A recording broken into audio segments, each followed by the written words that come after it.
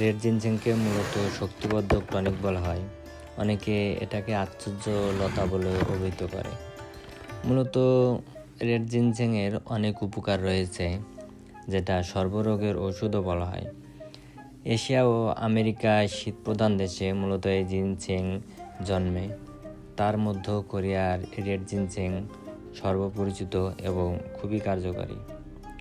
Ginseng শরীরে সরাসরি nitric অক্সাইডের পরিমাণ বাড়িয়ে দেয়, যার জন্য এই জিনসেংয়ের উপকারিতা মানবদেহে খুবই অতুলনীয়। জিনসেং গাছগুলো মূলত শুকনা থাকে, সেগুলো ভাঙিয়ে গুঁড়া করে সেটা পানির সাথে কিংবা মধু দিয়ে বিভিন্নভাবে খাওয়া যায়। আর প্রতিটা জিনসেং গাছের মূল্য নির্ধারিত হয় সেই জিনসেং গাছটার বয়সের উপর নির্ভর করে।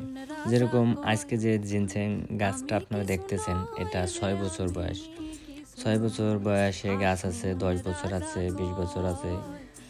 বয়সের অনেক তারতম্য আছে এবং দামেরও অনেক তারতম্য আছে। রেড জিনসেংকে লাল স্বর্ণ বলা হয়।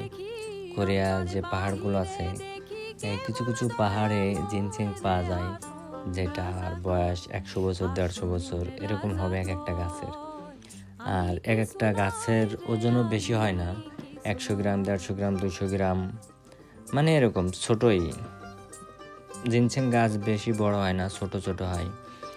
আর সেই 100-200 বছরের এক একটা গাছের দাম অনেক টাকা, যেটা বাংলাদেশের টাকা 2-3 লাখ টাকারও বেশি।